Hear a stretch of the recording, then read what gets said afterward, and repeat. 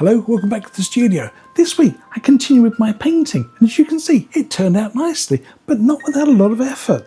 In fact, there were one or two things that really tested my patience, the waterfall being the main thing. But stick around because I'm going to go through everything I did to this painting step by step. Let's grab those brushes again. I want to complete this part of my painting before I start moving into the watery areas, and this big tree on the right here is the last sort of main feature to put in.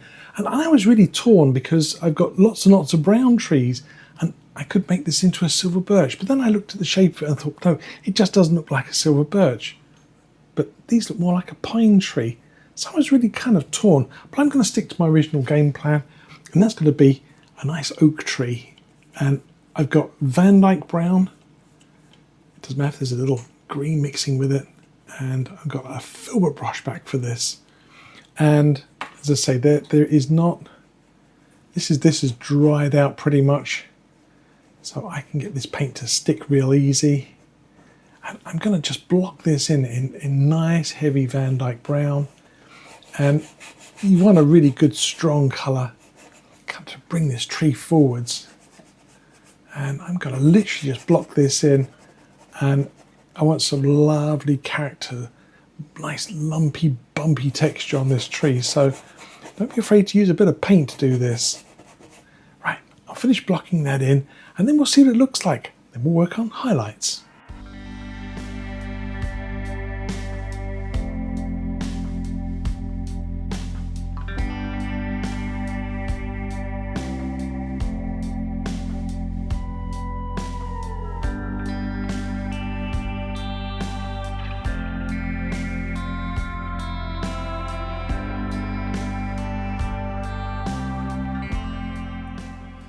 So there's my tree all nicely blocked in. A little kind of tip here. You'll notice when I was actually blocking in my tree that I kind of angle my brush over to one side and I kind of drag it down the painting. So it gives me a nice firm edge on the shadow side. But on the side I know I'm going to be putting the highlights on, it gives you kind of a nice broken edge, even on these sort of branches here. So it gives me a dark top edge and kind of like a slightly sort of fluffy looking under edge to it. It almost looks as though the branches have been highlit almost before I even do it. And it's just literally something I've kind of picked up doing, I can't remember, years ago when I did this. And I thought to myself when I stood back, I thought, wow, that looks like it's almost got the light going on it already. I almost don't have to do very much to it. The other advantage is because there's not very much paint there, means I don't have to fight over a lot of dark paint. But I do try and almost put some highlights into my tree, and I'm just using that same brush here, but can you see by using the brush you can almost kind of move the paint around. You can kind of highlight your tree just by shifting the paint around. And it's something that Bob would do on his mountains. He would scrape and move paint around and end up with kind of his mountain almost mapped out in advance. So you can just move paint around on a canvas. Now this canvas was obviously dry underneath when I painted the tree, but you can have a lot of fun doing just highlighting by using just the dry canvas. But I want to actually add a little bit more to it. So I'm going to dry clean my brush, take off some of that Van Dyke brown colour, and I put some white ochre and some dark sienna together. And I'm going to just make myself a brush mixed marble mix as opposed to one done with a palette knife. I'm just going to pick up a bunch of little colours. I got a little bit of orange mixed up there, bright red, and some Indian yellow. So I got a couple of different colours here. And again, I'm just thinking about kind of hitting this tree with a very, very gentle touch. Think about where the light's going to strike. And super light touch on this brush. You really don't need to grip the brush at all hard. I'm finger and thumb. I just kind of let it run and bump. Okay, and just let the painting take what it wants. A tight grip, a loose grip is what you actually need. It sounds weird, but you think you need more control by holding the brush tight. In actual fact, you need less control and you get a better result. But that's just kind of something that comes with a little practice. Okay. And if you overdo things, you put a blob of highlight somewhere, you think, oof, too much, you can always pick up the Van Dyke brown and you can overpaint it. You can scrape it off. Let's do that. That's a little too much there, so let's scrape that out. Get rid of that paint. And put a little Van Dyke brown on the back of my brush. There we go. So you can play backwards and forwards. I keep one side dark, one side light. That's another little thing I sometimes do is to make sure I have a dark side and a light side to my brush. I can put a little bit of light down that foot. And I might even take a little touch of orange here and there as well. Just a little pop.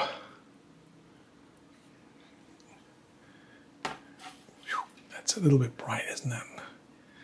Oh, what the heck. Have some fun with it. Right. I'll do a little bit of highlighting on my tree and then maybe a little bit of foliage, but not much. Again, this is autumn time. Okay, let's carry on.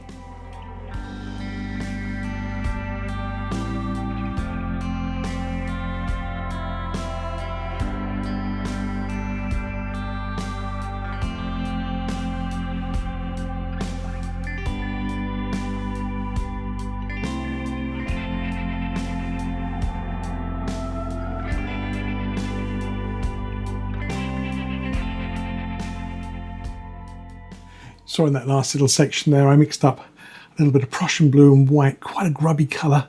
And I just put in this blue-grey colour on the back, called Referred Light. Bob would put a bright blue colour down the back. I just settled mine down a little bit, just to kind of create that kind of bounced back light that comes off the back of maybe something just out of shot. There's light coming back the other way. It's called Referred Light. And just see how it softens that really black back edge there. Just kind of makes it sort of kind of like curves back into my painting. So you see kind of little tips and tricks like that Bob would do, I'm going to do as well. And for my foliage, I'm going to underpaint it using again some dark sienna. I'm going to mix a little white with it. I want a soft underpainting. Yep, this is the same brush I use for doing all my highlights over on the other side here. I just gave it a little bit of a wash and a real thorough dry in some thinners here. Again, I'm just going to underpaint this with some dark sienna. And if I need some smaller branches to hold this all together, I can add those as well. Now then, there we go. I think we're just going to pop a couple in here too. There we go.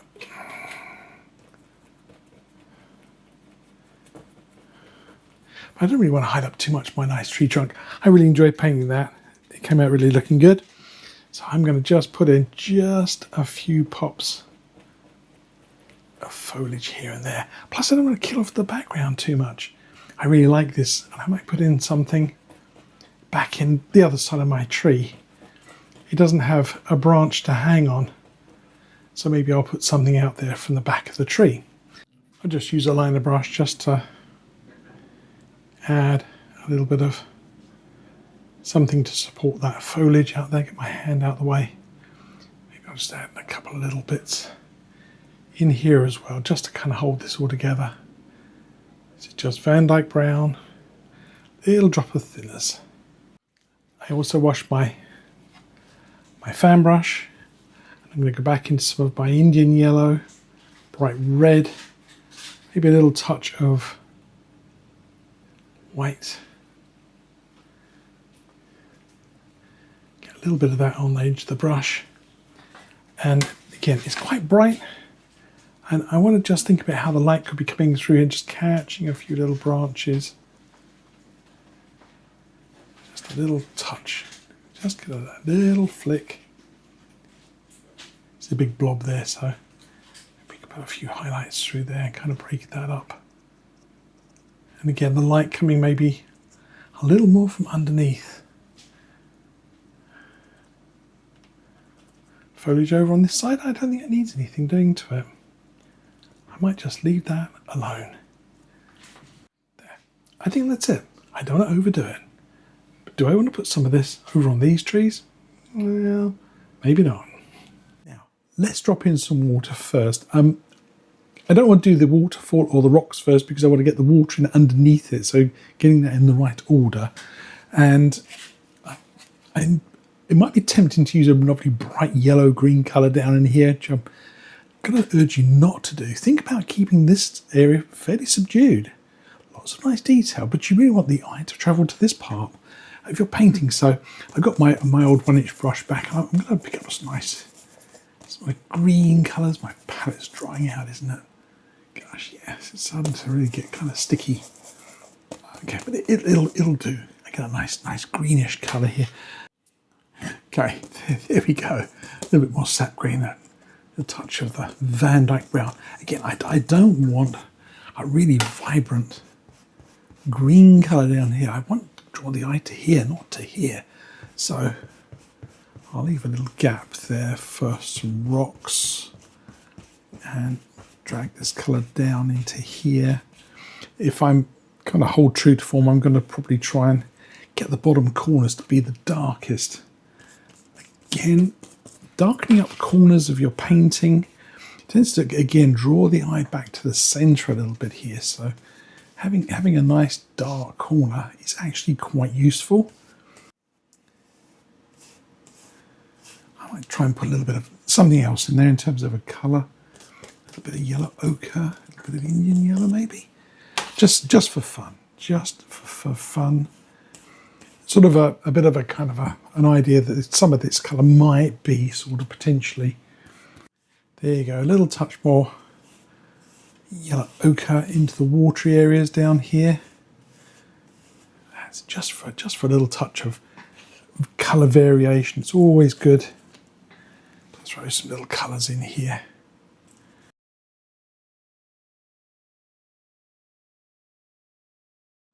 For my waterfall, of course, I have to use a fan brush for that. I could use a filbert as well, but fan brushes work so very nicely, don't they? So I've got a little touch of titanium white. I've still got some of my yellowy orangey colours that I mixed up earlier on. They're still working well. Because we've got this sort of change of colour here from sort of this nice yellowish colour. I want to go into a white colour, but not pure white. I want a sort of a nice bluish colour. So I actually sketched in a couple of little rocks there. So I'm thinking about how I can kind of go on from one colour into another. So we go across the top there and a little bit of brush pressure. Just let the brush fall. Just let it drop. A bit more paint. A bit more paint. Cross and drop. Now this is going to take a little bit of fiddling with because all this paint back in here is pretty dry now. I'm not going to move a lot of colour, so more white, yellow, little touch more red maybe. And I do want to do something with this water back in here. I don't want it to stay this sort of pale yellow colour here. I want a little bit more light coming into this area, so it's a good excuse. I'm going to just rub out my rocks for the time being. So, but I want some of the light coming through here to look like it's got a little bit of a shimmer. Don't want to kill off my nice green back in there, so I'm going to be careful where I put this. There we go. So I'll just lighten that up a little bit. And then I can get that to come down and around. Down and then into the waterfall itself. And again, it's a little bit of play. You just have to kind of have a little tinker with it. Put a little bit of blue colour into that. Make a little bit of a turquoisey kind of colour. Is that the colour I need? Got a little bit on the green side. Maybe it is. Maybe it is.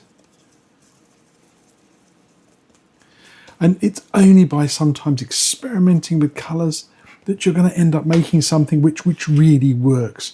Because this colour doesn't work. It's far too pale. I want something a little bit stronger that's actually going to show up. Well, that's not going to work for me either, so let's go stronger. A little bit stronger colour here again. It's got a little bit more oomph to it, but It's far too electric blue, isn't it? Gosh, this is going to be tricky. We'll have to tone that down. If I put some Van Dyke brown with that, it's going to go green. Blue and brown make a nice green colour. It's like toned it right down. Look at that. What do we think? Should we give that a try? Remember, this is coming along here and it's going to go over the edge and down. It's a little better. I think that's a little bit better than that colour. That's a little too vibrant. I think this is going to take a little bit of playing with. I might rub this all off and start over again. Again, it shows you that just because you do something, it doesn't quite work out, it doesn't mean so you're stuck with it. You can play with it backwards and forwards until you get it looking just right. If I just blend that back. Yeah, not sure. I'll have to have a think about this.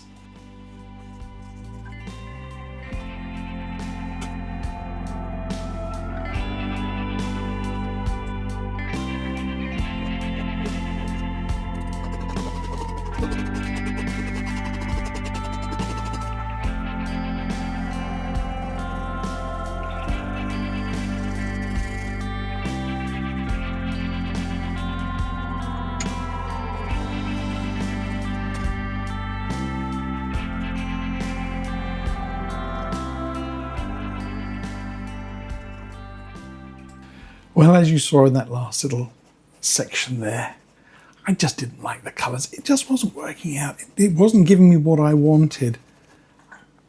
The problem was that it was all a bit too sort of pale and wishy-washy, and it didn't really work out at all. So I took my knife to it and scraped it off. And I decided to come at it from a different direction.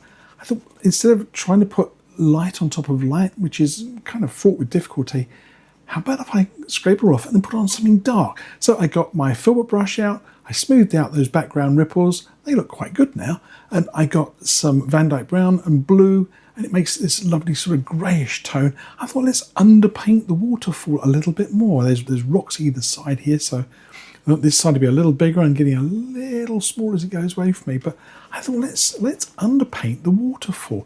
Let's put in a little bit of something in terms of a shadow colour on which we can maybe get some of the highlights to show.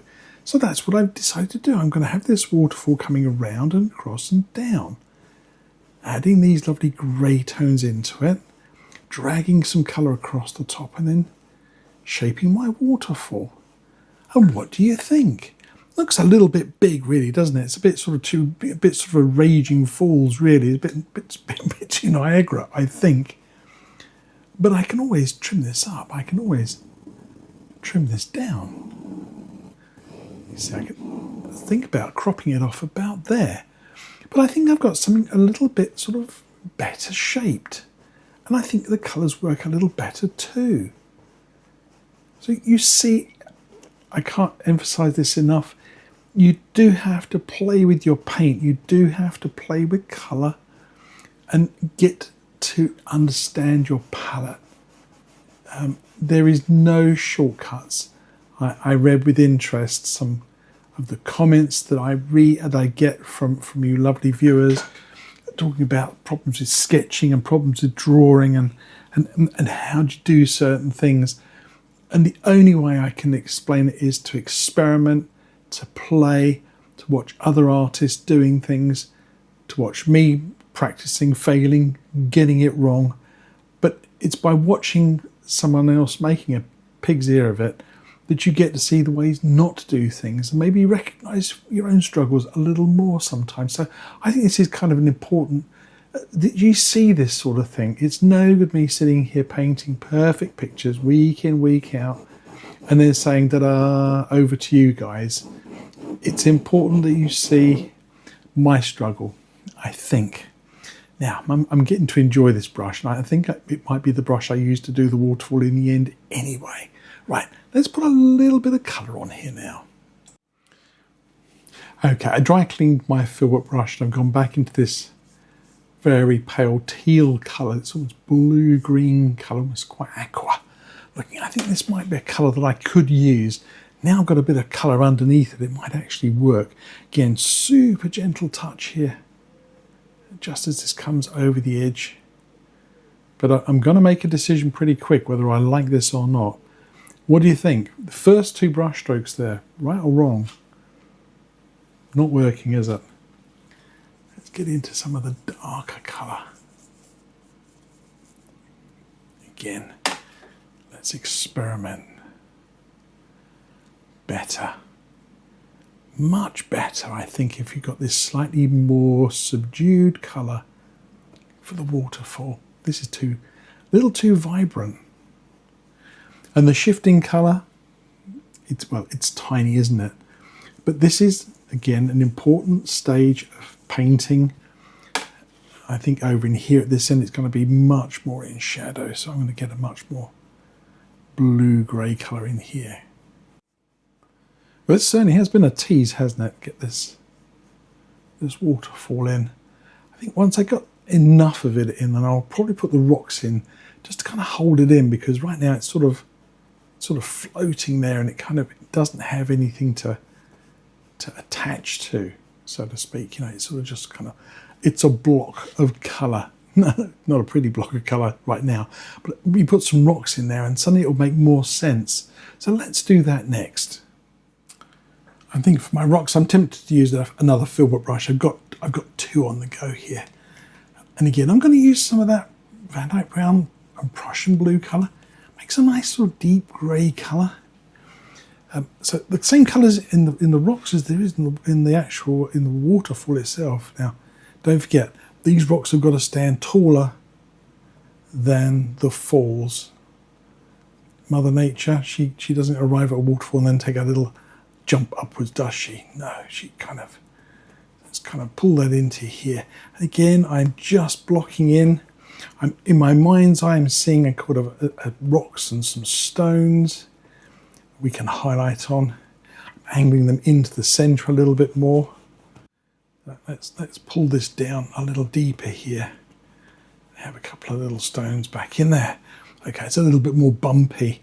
And over on this side here, I want a nice big rock in on this corner, a real sort of like a keystone rock holding in the water. And again, I'm just going to block this in. See how that makes that waterfall sort of fit down into the painting so much better. And again, I'm going to just tuck these in under the edge of here.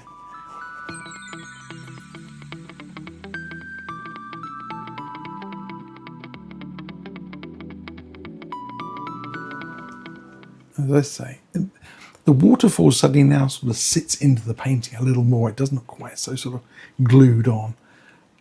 It still needs a bit of work, but I think there's some potential there now.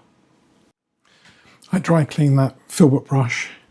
I got into some of my marble mix, my yellow ochres, even a touch of the Indian yellow and red colour there, just little touches of colour, not dissimilar from the ones on the tree there. Again, using colours which I've used before to make this all kind of hang together. Again, super light touch, light coming through. Let's drop this highlight on this rock. I don't think that's quite bright enough. But again, we're just looking to kind of create some nice levels. A little bit of a kind of layers of rock. Again, in my mind's eye, I'm seeing like rocks all kind of leaning against each other, like a stack of cards. I'll play around with this, a little bit more time lapse as well.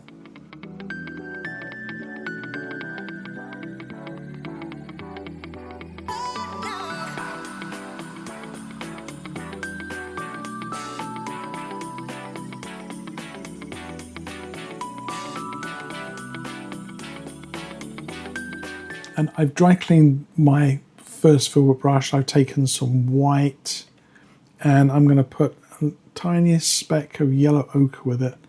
And this colour, it's white with a slightly off colour. And it's something called seascape white. And it's a colour I use frequently when I'm painting seascapes where I don't want to use a pure white colour. And white with a hint of ochre is just beautiful. It's actually brighter than titanium white. I know people find that hard to believe. How can you get something to look brighter than the brightest colour that it already is? But adding a tiny touch of yellow ochre into titanium white produces, as you can see, that's a kind of a glassy white, but add that yellow ochre. Gosh, isn't that beautiful? And it suddenly really pops out. Now I'm going to just put on just a few little pops of colour, just as it kind of comes around the top there. And I'm going to get this to be the bright colour across the surface of the water as well. So this colour is going to become the colour of the waterfall. There we go. Again, just let it kind of run and bump and literally absolutely no pressure at all on this brush. I can't emphasize that enough. I'm barely holding this brush. I want this paint to come over and to break as it comes over the waterfall.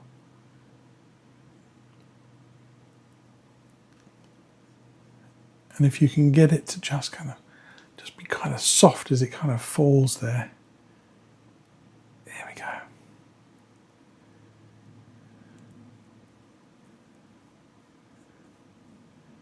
I have to say, I think the waterfall has been the hardest thing to paint.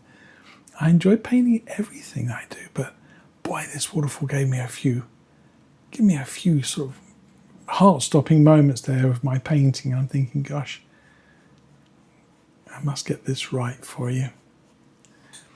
Now you see how that kind of all kind of fits together a little bit better.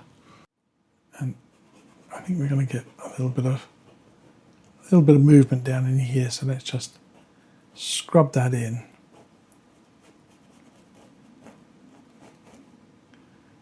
I think I can almost see a reflection of my waterfall in here. What do you think?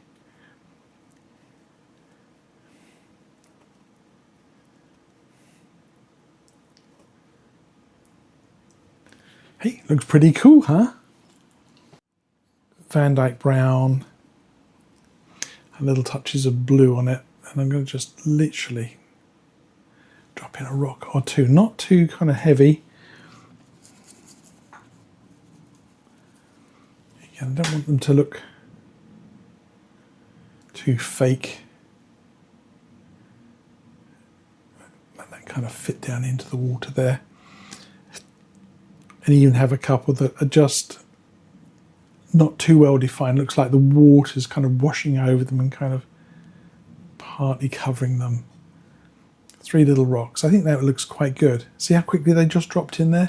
When things start going well, suddenly everything kind of just falls together. And when you're kind of struggling a little bit, things don't always work out the way you want them to. And everything is a little bit more kind of difficult, and you've got to kind of work at it a little bit more sometimes. But as I said to somebody, you've got to persevere with your paintings, even when they feel like they're really going terrible and you can't get anything to sit right in your painting. That's when you discover the joy of painting sometimes, is that suddenly you get something that wasn't working out, that suddenly comes right, and you think, gosh, I'm pleased I didn't just quit and walk away from that, because that's easy to do. And look at that, just as I've been chatting with you, I've dropped in these little rocks, put that little one in the waterfall over there, and that looks suddenly much better now, doesn't it? Okay, I'm going to grab this and pull down some reflections of these lovely rocks into the water. I've got my green brush back. I just dry cleaned it really, really well. And I'm going to pull down some of this colour here first of all. Grab a little of that brown from that rock. I'm not sure if my reflections of the waterfall will survive. I might have to fool with them a little more if I want to really make something of that. Might just leave it at that and come in here and grab a little of that colour. Kind of get your brush in there, give it a little wiggle. As I said before, when I did these ones back in here, when you kind of go in with your brush and kind of wiggle at it, the bristles, they cut into the painting a little more, and they give you kind of a nice sort of sharp edge, a cut off. Gosh, doesn't that look different? Now you can see how that slightly bright area in there really kind of stands forward. And again, it fits into that lovely 1/3 box. It creates that lovely visual thing to take your eye into the background of the painting. So when the camera stopped rolling just then, I couldn't resist it. I stood back and I darkened this up a little bit more. I just grabbed a little more dark green, a little more Van Dyke brown. I just pulled down. I just want this to be a little stronger through here, and maybe a reflection of this tree to be in here as well. And that's it. You gotta kind of just look at things and see what's falling where. And I've got my palette knife. I want to put just a few little ripples on here, nothing big. The colour I'm going to use, well, I'm going to use a really grubby colour here, just nothing too bright. Remember, I want this to be nice and subdued. And I'm going to probably start out at the sides and do a little test here. Just use the knife, just rub it on the canvas. See, I'd rather test my colours there where it's not going to be too obvious if they're not quite right. It's much easier to fix these sorts of areas of your painting. They're not directly in the sort of the front line here, so you can have a little play with your palette knife. And again, just rest your knife on there, just slide it backwards and forwards. Let the painting take what it wants. You don't have to go crazy with this. There we go. Maybe just a few more little ones. I might just sneak in there with the small blade of my knife, pick up a little roll, and maybe just in here. I'll just drop in a couple of little ripples. Looking lovely, isn't it? I think if I had anything else left to do, I would just soften up these edges in here where the green comes down to these rocks. See how it looks kind of sharp and cut off as though these rocks have been stuck on. They fit nicely down into the water now, but I need to do something with these edges. So just a few little touches here just to kind of soften things up, make them fit together a little better. So that's what I'm going to do next. So I got the fan brush back that I tried to paint the waterfall with, got a little bit of blue and white on it, and I've added to that a little bit of cad yellow touch of sap green. Just a little bright pop, and give it a little push. Give it a little push. And wherever you've got these nice rocks, think about adding some colour just sort of over the edges of these rocks. So it looks like the foliage is kind of growing down into the gaps. And obviously, think about where the light's coming from. Sometimes you have to have little brighter pops of colour. Sometimes little shadowy ones. Got a little bit of a bump there. There. I'm just falling around. Okay, let's put a few little orangey leaves down here, and then I think it's time for a signature.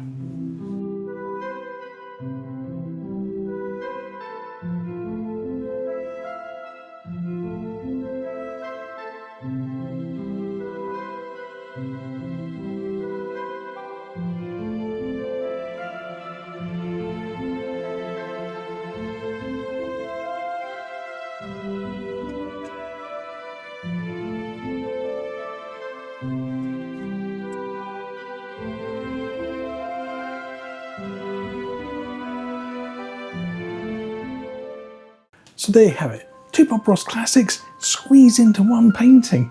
A whole new scene created from 2 others. Just goes to show you can use more than one source of inspiration for your next piece of work.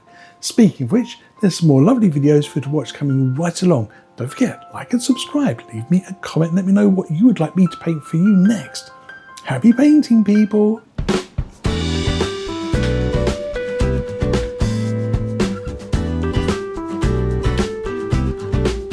Still nothing there. I just like looking this way.